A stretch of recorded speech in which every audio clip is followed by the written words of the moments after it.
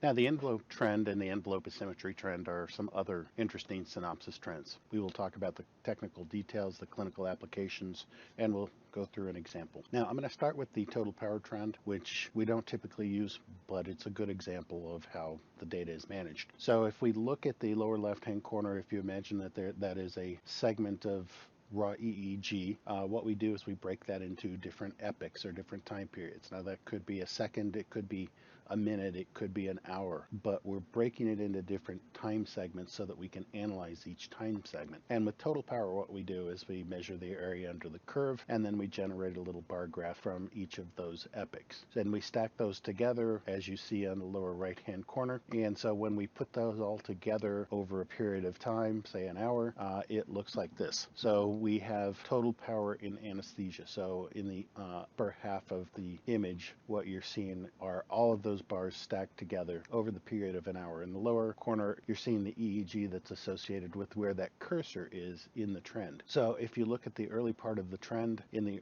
first 20 minutes, you have a fairly active EEG, a lot of power in that EEG, and as we get past 1510 to 1515 and 1520, you see that power significantly decreases.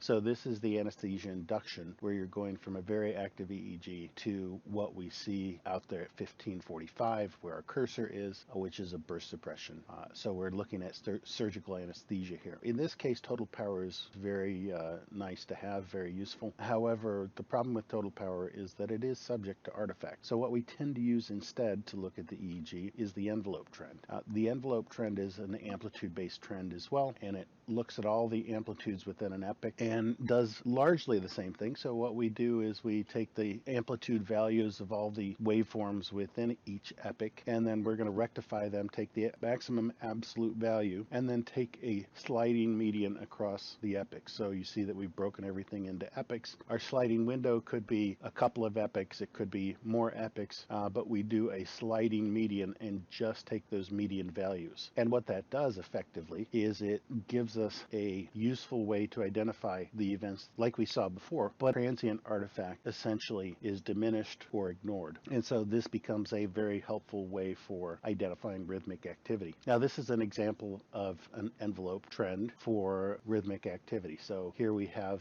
generalized spike and wave activity, and you really don't need the trends to see that this is seizure activity. But what the trends do is they help quantify what's going on. So in this example to the right, we have the left envelope trend on top, we have the right envelope trend on the bottom, and very simply what you can do is look at that and say, well, our window is an hour, so there are approximately 1, 2, 3, 4, 5, 6, 7, 8, 9, almost 10 seizures during each hour that we display on the screen. So that's what it's really good for. Again, it's not that you need it to find that seizure, but it's very helpful to quantify how many are occurring. Now, if you want to adjust what you're seeing on the screen in the upper right hand corner of each trend, you'll see that gear, and you can click on that and it will take you into the things that you can tweak.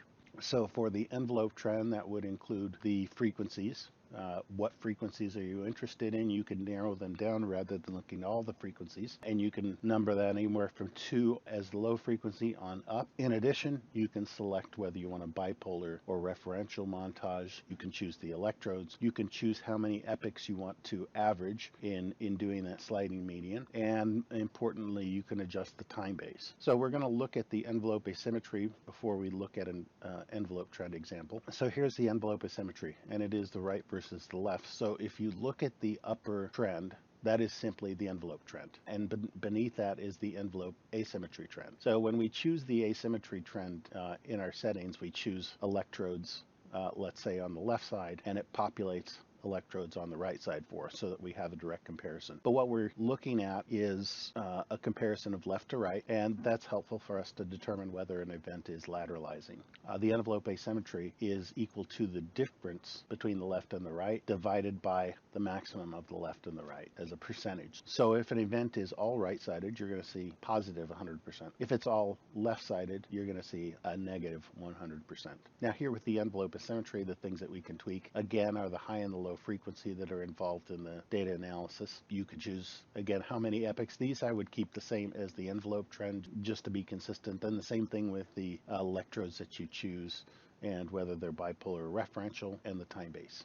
So what we're looking at in this example is the envelope trend and the envelope asymmetry. The first trend is the left envelope trend. The next channel is the right envelope trend. And beneath that, we see the envelope asymmetry. I tend to like to create these as left and right. First thing I would do on this trend, though, is to adjust the amplitude so that we can see the full breadth of the waveforms. So we're going to adjust those, and we're going to adjust the envelope asymmetry. And what you see are clear events. So if I click on this peak, you'll see it takes me directly to a seizure. And again, that's a good part of what the envelope trend is helpful for, is identifying this activity. Now you'll also know, if we look at the envelope asymmetry down at the bottom, when I do this, you'll see that the activity tends to be slightly more right-sided in the positive numbers, whereas during that intra-ictal phase, where the activity is much more quiet, the envelope asymmetry seems to be higher amplitude on the left side.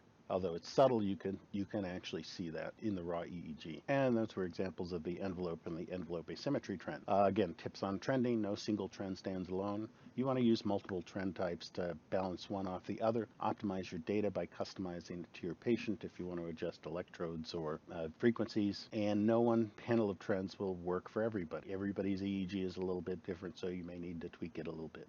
The golden rule, of course, is the raw EEG is the gold standard. The only purpose of the trends is to help draw your attention to that raw EEG.